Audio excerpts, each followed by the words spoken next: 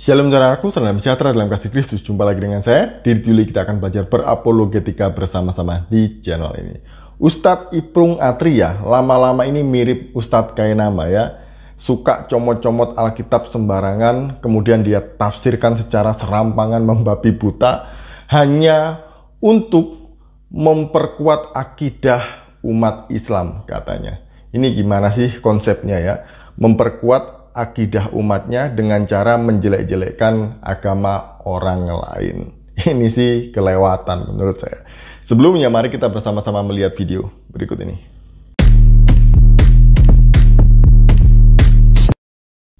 Pertanyaannya adalah, siapakah yang Anda ikuti? A. Yesus, B. Paulus. Ya. Karena Yesus mengajarkan bahwa haram makan babi. Yesus mengajarkan sunat, sementara Paulus mengajarkan semuanya boleh dimakan. Bahkan kalau semuanya boleh dimakan, manusia juga boleh dimakan. Karena semuanya halal kan begitu. Semuanya halal. Anak janin manusia seperti di Cina itu halal dimakan. Nah itu, mana hati nuraninya kan begitu. Semuanya boleh dimakan. Kecoa boleh dimakan dan seterusnya. Tadi dia bertanya ya dengan PD-nya. Siapa yang Anda ikuti? Yesus atau Paulus? Kalau dia bertanya kepada orang Kristen, maka pertanyaannya dia ini salah. Kenapa salah? Arti kata Kristen itu adalah pengikut Kristus. Jadi, orang Kristen ya pasti mengikuti Kristus, mengikuti Yesus. Ya, Paulus kita ikuti teladannya karena dia adalah seorang rasul juga.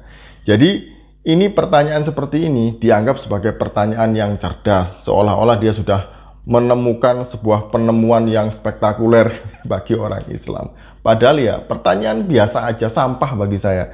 Kemudian Yesus mengajarkan haram makan babi, tapi Paulus mengajarkan semua boleh dimakan.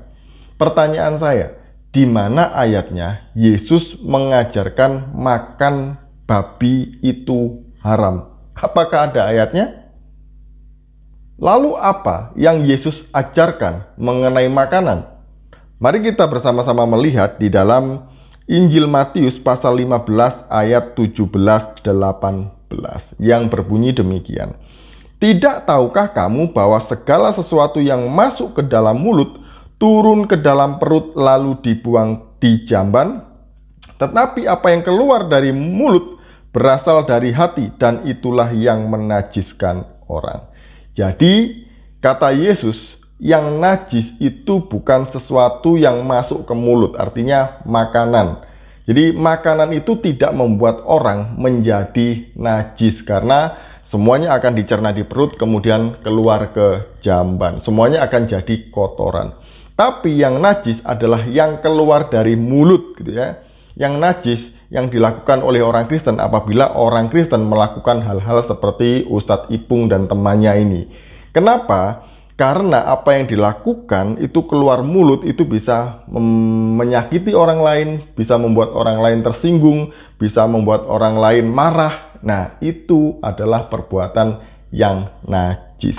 Jadi, itu yang Yesus ajarkan mengenai makanan. Tidak ada Yesus mengajarkan makan babi haram secara spesifik. Itu tidak ada, ya. Itu ngaco. Ayatnya curi di mana itu tadi ya? Kemudian Paulus mengajarkan semua boleh dimakan, termasuk manusia, bahkan janin, bahkan kecoa, kata dia. Ustadz Ipung ini sekolah kan ya? Tahu nggak kriteria makanan dan bukan makanan? Manusia itu makanan atau bukan? Kecoa makanan atau bukan? Janin makanan atau bukan? Jangan mengambil contoh sesuatu di luar kekristenan. Itu Anda melakukan hal yang tidak tepat sasaran, gitu ya, yang salah. Karena orang Kristen juga tidak melakukan itu. Bahkan Paulus tidak pernah memerintahkan atau mengajarkan semua boleh dimakan termasuk manusia. Jadi harap dimengerti ya, apa itu makanan dan bukan makanan. Itu saja, sebenarnya ini gampang ya. Anak SD pun sebenarnya mengerti mana makanan, mana bukan makanan. Tapi ini seorang ustadz yang ya sudah malang melintang begitu ya. Nah, Kalau kita melihat di 1 Korintus pasal 6 ayat 12 itu berkata demikian. Segala sesuatu halal bagiku, tapi bukan semuanya berguna. Segala sesuatu halal bagiku, tetapi aku tidak membiarkan diriku diperhamba oleh suatu apapun. Nah, gini ya. Segala sesuatu halal. Yang halal ini kan makanan ya. Jadi menurut Paulus itu segala sesuatu itu memang bisa dimakan. Makanan dalam tanda kutip gitu ya. Tapi apakah itu berguna gitu ya?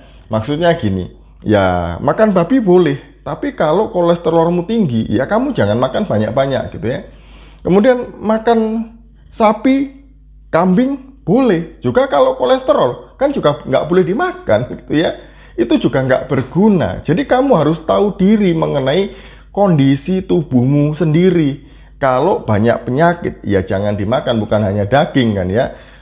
Sayur-sayuran, buah-buahan juga kalau misalnya itu membuat tubuhnya menjadi sakit, ya jangan dimakan. Kamu asam lambung, kamu punya penyakit mah, masih mau makan yang asam-asam atau minum kopi, ya itu juga nggak berguna, itu nggak boleh karena itu akan membuat kamu sakitnya. Ini yang dimaksud oleh Paulus. Jangan sampai kamu diperhamba oleh suatu apapun. Sudah tahu sakit tapi masih makan itu terus, nggak bisa lepas dari itu. Ya itu petaka bagi dirimu sendiri. Kemudian selanjutnya di pasal yang ke-10, 1 Korintus 10 ayat 23, Paulus mengatakan demikian.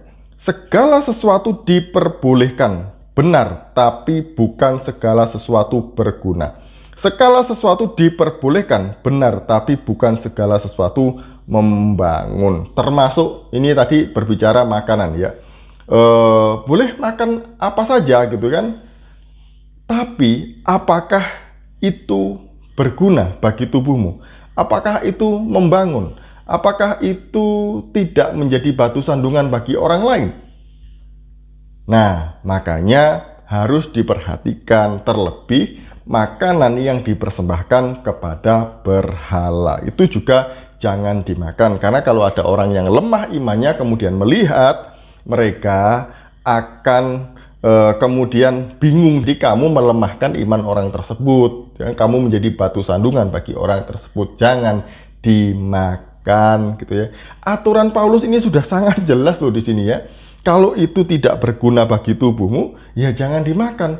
Emang manusia bisa dimakan dan berguna? Nggak bisa kan?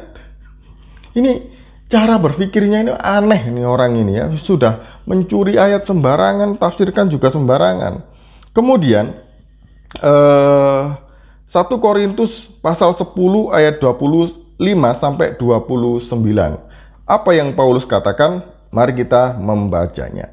Kamu boleh makan segala sesuatu yang dijual di pasar daging tanpa mengadakan pemeriksaan karena keberatan-keberatan hati nurani. Nah, yang pertama ini ya, yang dijual di pasar daging itu boleh dimakan asalkan tidak menimbulkan keberatan hati nurani, baik untuk dirimu sendiri ataupun untuk orang lain, untuk tetanggamu, untuk keluargamu, untuk orang yang melihat kamu makan gitu ya.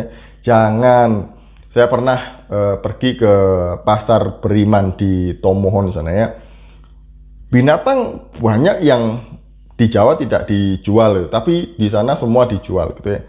Tapi itu baik-baik saja, boleh-boleh saja, karena memang mayoritas orang sana makan itu, yaitu tidak masalah gitu ya. Yang penting tidak mengundang orang yang tidak makan itu ke rumahnya untuk makan, yaitu yang tidak boleh gitu ya. Makan aja sendiri, masak sendiri, makan sendiri, itu yang dimaksud.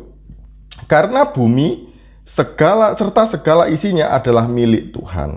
Kalau kamu diundang makan oleh seorang yang tidak percaya dan undangan itu kamu terima, makanlah apa saja yang dihidangkan kepadamu tanpa mengadakan pemeriksaan karena keberatan-keberatan hati nurani. Nah, selanjutnya ini ya.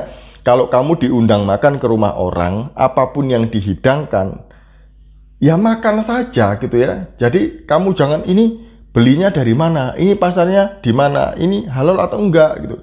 Paulus nggak boleh melakukan itu katanya. Karena bisa jadi itu akan membuat orang lain tersinggung. Makan aja. Ya kalau memang tidak bisa makan, karena alasan kesehatan gitu ya, karena memang tidak bisa makan itu, ya bisa ngomong, mohon maaf saya tidak bisa makan ini, kalau saya makan ini akan berakibat ini. Itu boleh jujur seperti itu ya. Tapi kalau harus mewawancarai orang yang punya rumah, ya itu tidak sopan, itu kurang ajar namanya. Kemudian, tetapi kalau seorang berkata kepadamu, itu persembahan berhala, janganlah engkau memakannya, oleh karena dia yang mengatakan hal itu kepadamu dan karena keberatan-keberatan hati nurani. Yang aku maksudkan dengan keberatan-keberatan bukanlah keberatan-keberatan hati nuranimu sendiri, tetapi keberatan-keberatan hati nurani orang lain itu. Mungkin ada orang yang berkata, mengapa kebebasanku harus ditentukan oleh keberatan-keberatan hati nurani orang lain? Jadi ini ya, sekali lagi, mengenai hal-hal tersebut, kita harus mempertimbangkan, memperhatikan keberatan hati nurani orang lain yang imannya lebih lemah. Kalau itu membuat dia pada akhirnya semakin lemah imannya, ya namanya kamu berdosa, namanya kamu menjadi batu sandungan bagi orang lain. Lebih baik jangan dimakan, karena kamu makan pun juga tidak ada faedahnya bagi tubuhmu. Sekali lagi di sini Pak Ustadz yang terhormat, tidak ada perintah dalam Alkitab yang berasal dari Paulus untuk memakan segalanya, termasuk yang Bapak sebutkan tadi itu ya. Tolong kalau baca Alkitab itu yang benar, dilihat konteksnya, dibaca artinya seperti apa, jangan comot-comot kemudian tafsirkan seenak udelnya sendiri gitu ya. Jangan. Kalau memang tujuannya adalah memperkuat akidah umatnya, nggak usah membahas Alkitab. Untuk apa? Yang dibahas harusnya kitab sucinya sendiri kan, menjelaskan bagaimana ajarannya, kemudian teladan nabinya. Itu kan lebih baik ya daripada melakukan hal seperti ini. Nanti kalau ada orang lain baca Al-Quran kemudian ditafsirkan sendiri gitu ya, itu dianggap sebagai penistaan, demo, marah-marah gitu ya. Jangan seperti itulah ya. Kalau nggak mau dicubit itu ya jangan mencubit. Sekian dari saya. Shalom, salam waras. Tuhan Yesus memberkati kita semuanya.